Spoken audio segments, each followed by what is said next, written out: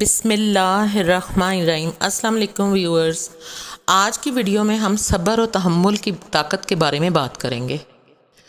جیسے کہ آپ سب جانتے ہیں کہ آج کل جو حالات ہیں اس میں ہر کوئی ایسے لگتا ہے وہ جیسے گمبھیر مسائل میں پھنسا ہوا ہے اور طوفانوں میں گھرے ہوئے ہیں ہم لوگ۔ مشکلات ہیں، مہنگائی کا طوفان ہے، گھر کے حالات ہیں، معاشرتی طور پر، معاشی طور پر، یعنی کہ سماج میں رہنا بھی مشکل ہو گیا۔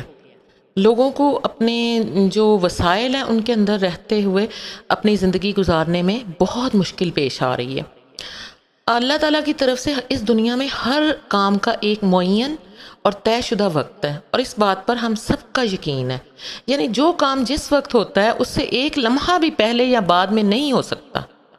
اسی طرح ہر مسئلہ جلد یا بدیر حل ہو جاتا ہے، حل ہو ہی جاتا ہے۔ یعنی کہ کبھی بھی ایک جیسی حالات نہیں رہتے، کبھی مشکلیں آتی ہیں زندگی میں، کبھی آسانیاں آتی ہیں۔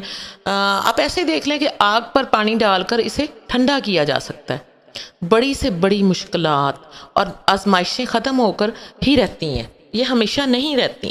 زندگی میں یہی مقصد ہے میرا کہنے کا کہ کوئی بھی وقت ہمیشہ ایک جیسا نہیں رہتا، گنجائش نکل ہی آتی ہے اور تلخ لہجے شیریں بھی ہو جاتے ہیں، لیکن اس کے لیے صبر کرنا پڑتا ہے۔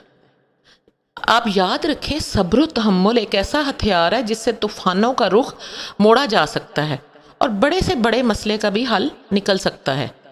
یہی صبر حقیقت آشکار کرتا ہے اور انسان کی شخصیت کو نکھارتا ہے۔ یعنی آپ اسی وقت کسی بھی چیز پہ ریئیکٹ نہ کریں، صبر کریں۔ صبر سے بڑی بڑی مشکلیں جو ہیں وہ آنے سے پہلے ہی ٹل جاتی ہیں۔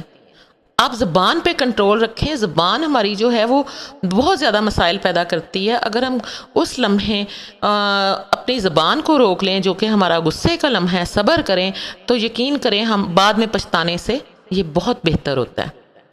ہماری زندگی اللہ تعالیٰ کی امانت ہے، اور ہم نے اس مدت حیات پوری کرنے کے بعد اسے ایک خوبصورت، نفیس اور پاک روح کی شکل میں اپنے خالق کائنات اور مالک کو واپس کرنا ہے، جس نے ہمیں یہ جان دی ہے۔ ہم نے اسی کو یہ جان واپس کرنی ہے، اور ایسا تبھی ممکن ہے کہ ہم اسے اچھی حالت میں اپنے خالق کو واپس کریں جب آپ اپنے اندر صبر و برداشت کا مادہ پیدا کریں گے۔ بلا شبہ ہمیں بعض رویے اور طرز عمل وراثت میں ملتے ہیں، ماحول کا حصہ ہوتے ہیں، ارد گرد دیکھ کر ہم سیکھتے ہیں۔ لیکن اگر یہ رویے منفی ہوں تو باشعور ہوتے ہی جب آپ کو سمجھ آ جائے کہ یہ چیز غلط ہے، میری یہ عادت غلط ہے اور اس سے مجھے کوئی فائدہ نہیں بلکہ نقصان ہی ہے، تو اسے اپنی زندگی سے نکال باہر کریں ایسی عادت کو۔ دوسری صورت میں یہ ہوگا کہ یہ ہماری اگلی نسلوں میں بھی منتقل ہو جاتی ہیں یہ عادتیں، کیونکہ بچے بڑوں سے ہی سیکھتے ہیں۔ اسی طرح کچھ عادات اور رویے معاشرے سے بھی ہماری زندگی میں داخل ہوتے ہیں۔ انسان کے ہر طرز عمل سے اس بات کا پتہ چلتا ہے کہ اس کی تربیت کن خطوط پر کی گئی ہے۔ اگر آپ کی شخصیت میں صبر و تحمل جیسی عظیم نعمتیں شامل نہیں تو آج ہی سے اسے اپنی زندگی کا حصہ بنائیں، اور اس کے سبب ان گنت مسائل، الجھنوں اور تنازعات سے محفوظ رہیں، کیونکہ صبر و تحمل جو ہے وہ ہمیں کئی قسم کے لڑائی جھگڑوں سے بچاتا ہے۔ ہم اکثر و بیشتر کوئی خلاف مزاج بات سن کر بھڑک اٹھتے ہیں اور لڑائی جھگڑے کا آغاز ہو جاتا ہے، جبکہ بہترین طریقہ یہ ہے کہ اس صورتحال میں بردباری کا مظاہرہ کریں اور مشتعل ہونے کی بجائے دوسروں تک اپنی بات نہایت پرسکون، دھیمے اور مدلل انداز میں پہنچائی جائے۔ یعنی دلیل کے ساتھ بات کریں، لڑائی جھگڑا مت کریں، اور اپنی بات کی منطق دیں، اس کی کوئی لاجک دیں اور اگلے کو پیار محبت سے سمجھائیں۔ اگر آپ پیار محبت سے بات کریں گے تو دوسرا بھی پیار محبت سے بات کرے گا، اور اگر دوسرا ہائپر بھی ہو رہا ہے تو پھر بھی آپ کا جو رویہ ہے وہ انشاءاللہ تعالیٰ اس پہ ضرور اثر کرے گا۔ اپنے ہر دن کا آغاز جذبہ شکر گزاری سمیت دیگر مثبت جذبات سے معمور ہو کر کریں۔ اللہ کا شکر ادا کریں کہ اس نے آپ کو کروڑوں لوگوں سے بہتر حالت میں رکھا ہوا ہے۔ اس طرح آپ کا پورا دن خوشگوار گزرے گا۔ صبر و تحمل میں بڑی طاقت ہے۔ اگر آپ ہر دکھ، غم، پریشانی، مصیبت اور آزمائش میں تحمل کا مظاہرہ کرتے ہیں تو رب ذوالجلال اپنے خصوصی فضل و کرم سے آپ کو وہ عزت و شرف، عظمت اور کامیابی عطا کرے گا کہ جس کے بارے میں آپ نے کبھی سوچا تک نہیں ہوگا۔ اس کے برعکس جلد بازی شیطان کا ہتھیار ہے۔ بدقسمتی سے آج ہر انسان ہی عجلت کا شکار دکھائی دیتا ہے۔ ہر فرد کی خواہش ہوتی ہے کہ اس کا کام پہلے ہو جائے۔ اب کہیں بھی جائے، کیوں لگی ہو، قطار ہو، لوگ دھکم پیل کر کے بیچ میں گھس کر آپ کو کوشش کرتے ہیں کہ آگے کھڑے ہو جائیں، یا کوئی نہ کوئی ایسا حربہ استعمال کرتے ہیں جس سے کہ ہاتھا پائی تک نوبت آ جاتی ہے۔ یاد رکھیں کچھ مسائل عارضی ہوتے ہیں اور وقت گزرنے کے ساتھ ساتھ ان کا حل نکل ہی آتا ہے، اور کچھ وقتی بیسس پہ ہوتے ہیں جو وقتی طور پر اسی وقت ہوتے ہیں اور اسی وقت ان کا حل نکل آتا ہے، جبکہ بعض مسائل کا حل ہمیں خود تلاش کرنا پڑتا ہے، اور اس ضمن میں اوروں کے تجربات سے مستفید ہونے میں کوئی مذائقہ نہیں۔ آپ دوسروں سے مشورہ کریں، مشورہ امانت ہوتی ہے۔ اگر آپ سے کوئی مشورہ کرے تو آپ اسے بہتر مشورہ دیں، آپ اس کی جگہ اپنے آپ کو رکھ کر سوچیں کہ آپ اگر اس کی جگہ ہوتے تو کیا کرتے، اور آپ اسے مشورہ جو ہے، وہ جو امانت ہے جو آپ نے اسے دینی ہے، وہ اچھی دیں، اچھا مشورہ دیں۔ یعنی کہ ہمیں اس بات کو تسلیم کرنا چاہیے کہ زندگی کٹھن ہے، یہاں قدم قدم پر آزمائشیں اور چیلنجز ہمارے استقبال کے لیے موجود رہتے ہیں۔